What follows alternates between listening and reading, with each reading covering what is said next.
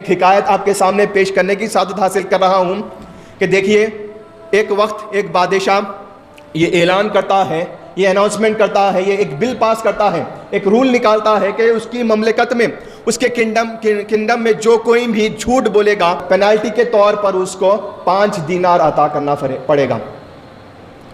5 دینار کی پینالٹی اس پر لگے گی جو کوئی بھی جھوٹ کہے گا۔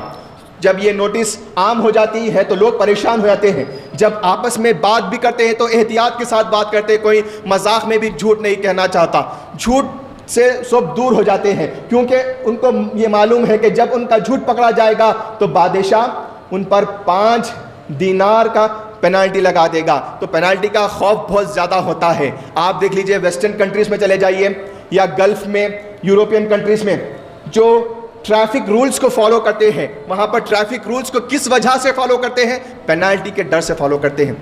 سیفٹی تو بعد میں آتی ہے، پہلے پینالٹی۔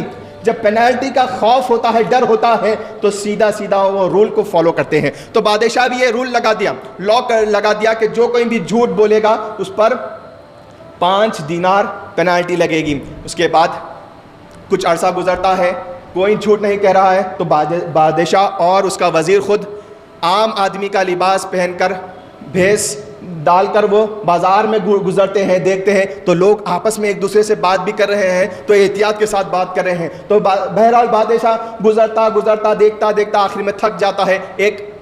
وہاں پر ایک تاجر تھا، وہاں پر ٹریڈر کے پاس جا کر اس کے پاس آرام کے لیے بیٹھ جاتا۔ اس کے بعد بادشاہ وہاں پر بیٹھ کر اس کو پانی دینے کے لیے کہتا تو وہ پانی دیتا۔ بادشاہ اس سے پوچھتا تمہارا نام کیا ہے، تو وہ نام بتاتا۔ اس کے بعد بادشاہ اس سے کچھ سوالات کرتا، اس میں یہ بھی سوال کرتا ہے کہ بتاؤ تمہاری عمر کتنی ہے، تو وہ تاجر کہتا میری عمر 20 سال کی ہے۔ بادشاہ پریشان ہو جاتا ہے کہ اتنا بڑا تاجر ہے اور اس کی عمر 35 سے 40 سال لگ رہی ہے، لیکن یہ بادشاہ خاموش رہتا۔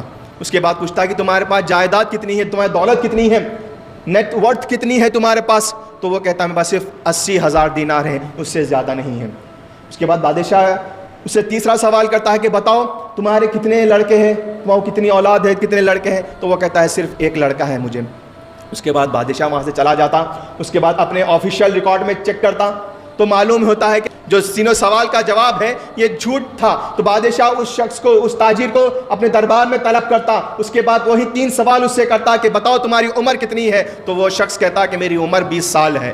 پھر وہ بادشاہ سوال کرتا تمہارے پاس کتنی دولت ہے، تو وہ کہتا 80,000 دینار ہے۔ اور تمہاری اولاد کتنی ہے، تو وہ کہتا کہ میں صرف 1 ہی لڑکا ہے مجھے۔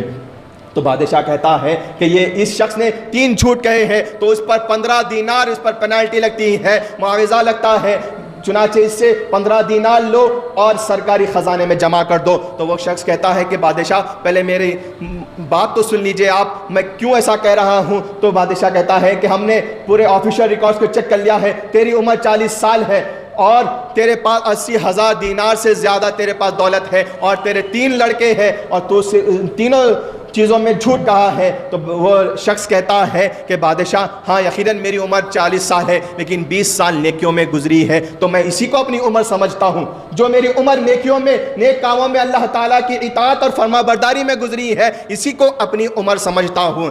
اور میرے پاس 80,000 دینار سے زیادہ دولت ہے، یقیناً ہے، لیکن 80,000 دولت میں نے ایک مسجد کی تعمیر کے لیے لگائی تھی، تو میں اسی کو اپنی دولت سمجھتا ہوں۔ جو اللہ تعالیٰ کے راستے میں نے لگایا تھا، اسی کو اپنی دولت سمجھتا ہوں۔ یقیناً میرے 3 لڑکے ہیں، لیکن 2 لڑکے نافرمان ہیں، بد اخلاق ہیں، اسی لیے میں انہیں اپنی اولاد نہیں سمجھتا۔ 1 ہے جو نیک ہے اور با اخلاق ہے، اسی کو اپنا لڑکا سمجھتا ہوں۔ تو بادشاہ کہتا ہے کہ اس کا معاوضہ معاف کر دو، اس نے تو بہت بہترین بات کہی ہے، دولت، عمر اور وقت وہی شمار ہوگا جو نیکیوں میں گزرے گا، دولت وہی قابل اعتبار ہوگی جو اللہ کی راہ میں خرچ ہوگی، اور اولاد وہی ہوگی جو نیک اور با اخلاق ہوگی۔